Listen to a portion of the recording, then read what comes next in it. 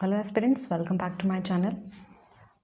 आज हम लोग रीजनिंग की स्ट्रैटेजी पे बात करेंगे, किस तरीके से हम बेसिक टू एडवांस रीजनिंग को प्रिपेयर करें बैंकिंग के लिए। कुछ जो फ्रेशर्स हैं उन्होंने मुझे कमेंट किया था कि आप रीजनिंग पे वीडियो बनाओ कि कैसे हम कहाँ से स्टार्ट करें, क्योंकि अभी उन्हें कुछ भी पता नहीं है कि क्या सिलेबस है और कैसे वो इसकी तैयारी करें। और तो हम आज उसी पे ही बात करने वाले हैं। तो मैंने रीजनिंग के सिलेबस को 2 पार्ट में डिवाइड किया है। एक हमारा पार्ट 1 ये है जिसमें मैंने ये alpha numeric symbol series, coding, decoding, inequality, syllogism, blood relation, direction distance. और पार्ट 2 हमारा एनालिटिकल रीजनिंग है जिसमें हमारा cause and effect, course of action, statement, assumption, ये सारी चीज़ें हैं। बात ये आती है कि अब इसको हम कैसे तैयार करें, कैसे स्टार्ट करें और किस तरीके से कितना टाइम हमें देना चाहिए। तो पार्ट 1 में जो हमारा ये अल्फ़ा न्यूमेरिक सिंबल सीरीज़ से हम अपनी स्टार्ट करेंगे, क्योंकि एग्ज़ाम में इसमें 5 से 6 क्वेश्चंस आते हैं, 4 से 5 क्वेश्चन तो आ ही जाते हैं और काफ़ी इजी होते हैं। हालांकि आजकल जो पैटर्न रहता है इनका, थोड़ा सा उसको लेंदी कर दिया गया है ताकि टाइम टेकिंग हो, लेकिन होता काफ़ी आसान है। अगर अच्छी प्रैक्टिस हो तो बहुत जल्दी हो जाता है और गलत होने के चांसेस भी इतने नहीं रहते एग्ज़ाम में, और ये हो जाएगा और काफ़ी स्कोरिंग रहता है। तो हम यहीं से स्टार्ट करेंगे। अल्फ़ा न्यूमेरिक सिंबल सीरीज़ में हमारी एक सीरीज़ होती है, मतलब या तो उसमें लेटर्स होंगे या लेटर्स नंबर्स होंगे या लेटर्स को नंबर सिंबल के साथ, तीनों के साथ मिक्स करके पूछा जाएगा और उन पे 3 से 4 क्वेश्चंस होंगे कि जैसे कि फर्स्ट 15 लेटर्स को या फिर पूरी फर्स्ट 15 जो नंबर्स हैं सीरीज़ में उनको रिवर्स कर दो, फिर उसके बाद राइट टू लेफ्ट में 16th जो हमारा सिंबल होगा वो क्या होगा। इस तरीके के क्वेश्चंस होते हैं, मतलब काफ़ी सिंपल है। तो हम जब स्टार्ट करेंगे तो सबसे पहले हम 4 दिन, मैंने यहाँ 4 डेज़ इसलिए रखा है क्योंकि हम, हालांकि ये अपनी कैपेबिलिटी पे डिपेंड करता है कि हम कितनी जल्दी किसको कितना अच्छे से कैच कर सकते हैं, अच्छे से हमारा जो फाउंडेशन है वो बिल्डअप हो सकता है, वो सब पे डिपेंड करता है। बट स्टिल 4 दिन बड़े आराम से, अगर 1-1 घंटा रोज़ हम इस सीरीज़ को अच्छे से बिल्कुल बेसिक टू एडवांस लेवल पे जाकर प्रिपेयर करेंगे, हर तरीके के क्वेश्चंस जब हम करेंगे। और सबसे पहले तो आप लोग प्रीवियस ईयर क्वेश्चंस देखना, क्योंकि जब प्रीवियस ईयर क्वेश्चंस देखोगे ना तो आपको ना एक कॉन्फिडेंस गेन होगा कि हाँ ये हम कर सकते हैं और या इस तरीके के क्वेश्चंस पूछे गए हैं और हमें इस तरीके के क्वेश्चंस को प्रिपेयर करना है। तो 4 दिन 1 घंटे का मतलब है कि आप हर तरीके के क्वेश्चंस को इसमें सॉल्व करो, बिल्कुल बेसिक टू एडवांस लेवल। पहले फाउंडेशन लेवल, देन फिर उसके बाद थोड़ा सा इजी, फिर उससे थोड़ा सा मॉडरेट, फिर डिफ़िकल्ट। तो 4 दिन में बड़े आराम से। फिर आते हैं कोडिंग डिकोडिंग पे।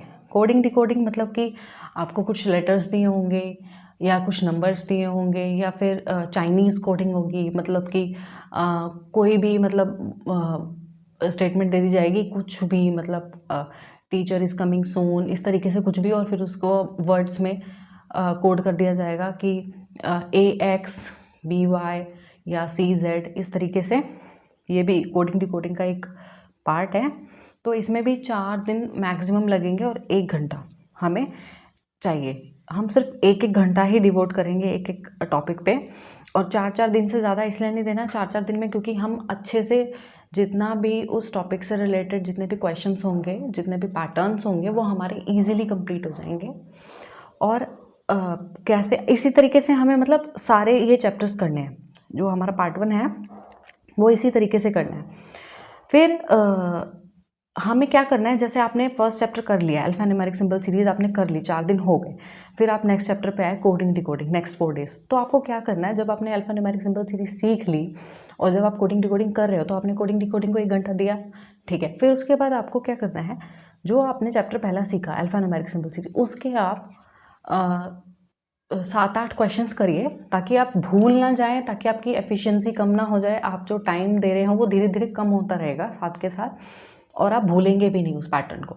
तो पीछे के रिवीजन मस्ट है। आप 10 क्वेश्चंस दिए, 10 क्वेश्चंस बहुत हैं, हाँ 10 क्वेश्चन बहुत हैं पीछे से रिवीजन करने के लिए। तो आप जैसे जैसे एक एक चैप्टर आगे कर जाएंगे, जैसे मान लीजिए अब आप इनइक्वालिटी पे आ गए, आपने हर तरीके की इनइक्वालिटी के पैटर्न्स को सीख लिया, तो आप क्या करेंगे, 1 घंटा आपने चल रहा है आपका इनइक्वालिटी रोज, तो आपको पीछे से क्या करना है, अल्फा न्यूमेरिक के क्वेश्चंस करने और कोडिंग डिकोडिंग के क्वेश्चंस, मिक्स क्वेश्चंस, इनके 5-5 क्वेश्चंस ऐसे कर लेना। फिर ऐसे ही सिलॉग पे आइए, सिलॉग के सारे पैटर्न आप सीख रहे हैं और साथ के साथ पीछे के आप प्रीवियस चैप्टर्स को रिवाइज करते चलिए।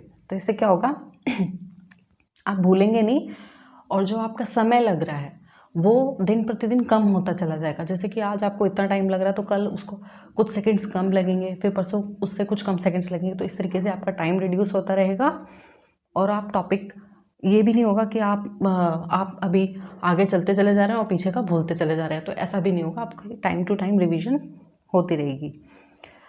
तो ये max to max around 40 days लगेंगे आपको पार्ट 1 सॉल्व करने के लिए और पीछे से रिवीजन करने के लिए। जब आप पार्ट 1 सॉल्व कर लेंगे ना, तो आपको क्या करना है, एक सेक्शनल मॉक देना है रीजनिंग का। सेक्शनल मॉक आपका यानी कि 20 मिनट्स, राइट। सेक्शनल मॉक में क्या होगा, सारी तरीके की आपके क्वेश्चंस मिक्स हो जाएंगे और आप सारे तरीके के क्वेश्चंस को कर लोगे, और फिर जो आपकी मिस्टेक होती रहेगी फिर उसको आप एनालाइज करो, और कहाँ पे मिस्टेक करो फिर आप उस पर वर्क करो।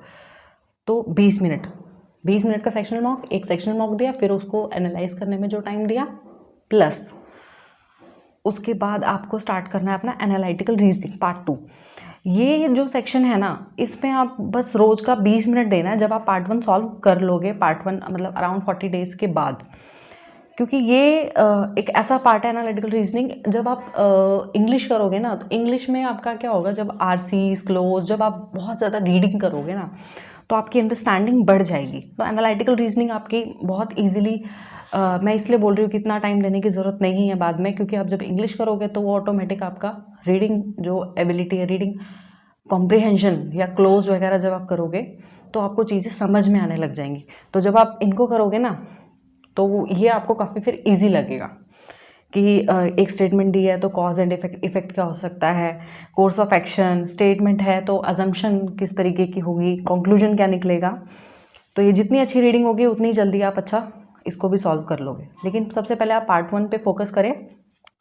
अराउंड 40 डेज में आप इजीली इसको कवर कर लोगे। जिस हिसाब से भी मैंने टाइम डिवाइड किया है उसी अकॉर्डिंग अगर आप चलोगे ना, तो मैंने बोला ना कि 40 डेज बस, this is more than enough. इससे ज़्यादा आप टाइम मत दो, क्योंकि लगेगा भी नहीं इससे ज़्यादा टाइम, अगर आप 1 घंटे इसको इसी तरीके से करते हो जैसे मैंने आपको कहा है। अब बिल्कुल मैं ना पजल्स की बात करती हूँ जो बहुत इम्पॉर्टेंट है मेंस के लिए भी और हमारे प्री के लिए भी, जिसके बिना एग्ज़ाम क्लियर नहीं होगा, जिसमें हमारा सीटिंग अरेंजमेंट आ गया, हमारी पजल्स आ गई।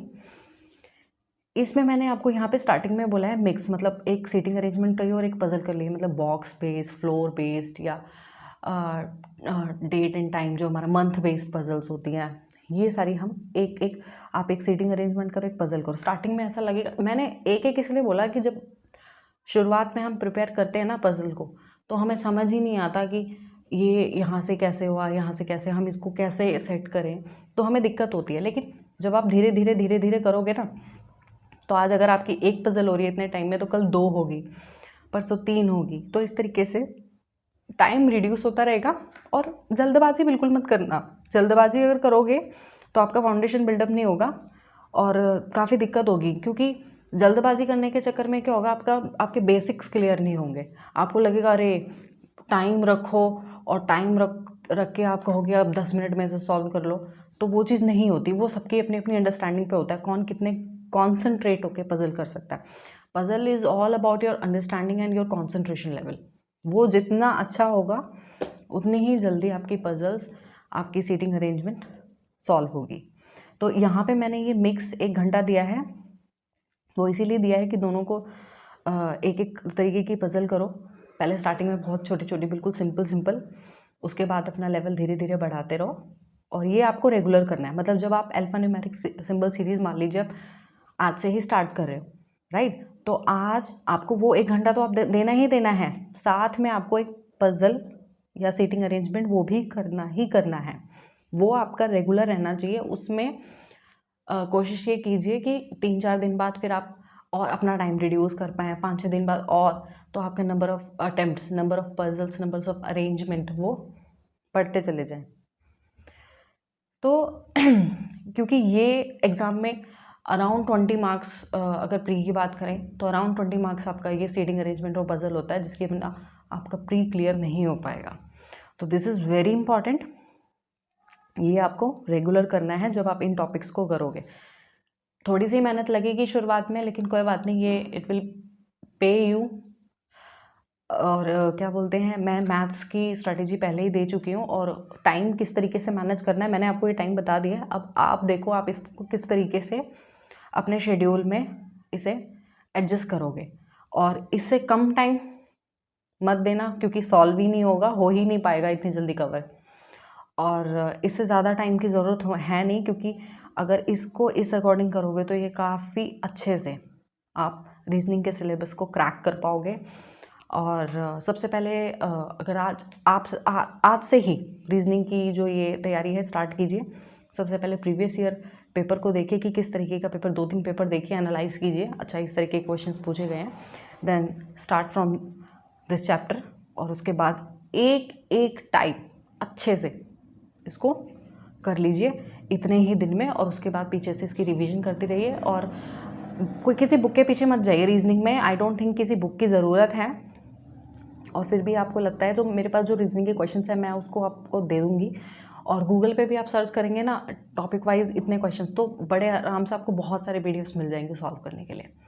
और थोड़ा थोड़ा बेसिक मैं इसमें बता दूंगी कि किस तरीके से आपको अप्रोच करनी है इस पर्टिकुलर चैप्टर में। अगर आप लोग कहेंगे तो मैं हर एक चैप्टर की पर्टिकुलर एक वीडियो बना दूंगी किस तरीके से आप अप्रोच करेंगे क्वेश्चंस को, राइट।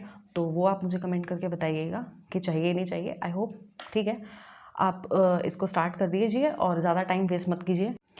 ओके, आई होप आपको समझ में आ गया होगा कि किस तरीके से आपको ये सारी चीज़ें करनी है। इसी अकॉर्डिंग आप सारी चीज़ें कीजिए। और अराउंड 40 डेज़ आपका ये रीजनिंग का जो सेक्शन है वो आराम से आपका क्लियर हो जाएगा। और जल्दबाजी मत करना, बिल्कुल आराम से चीज़ों को लेकर चलना, ताकि आपके बेसिक्स अच्छे इस तरीके से क्लियर हो। क्योंकि बेस स्ट्रांग होगा तभी आप आगे डिफ़िकल्टी लेवल को आप आराम से सही तरीके से अप्रोच कर पाओगे, चीज़ें आपको बेहतर समझ में आएंगी। इसीलिए मैंने आपको इतने इतने दिन दिए हैं, क्योंकि कुछ लोग तो इसको बहुत जल्दी कर लेते हैं, लेकिन ठीक है, ये मैंने मैक्सिमम टाइम दिया है। आप अपने अकॉर्डिंग जिसकी भी अंडरस्टैंडिंग जितनी अच्छी है वो उसको उस अकॉर्डिंग ले लेता है। लेकिन बट मैक्स टाइम आप 4 डेज़ या जितने भी मैंने इस चैप्टर में दिया उससे ज़्यादा टाइम आप एक चैप्टर में मत लगाना। और आई होप आपको वीडियो पसंद आई होगी। जो भी आपके डाउट्स हैं वो आप कमेंट सेक्शन में मुझे बता दीजिए। आई होप मैं उन्हें क्लियर कर पाऊँगी। और thank you so much for watching this.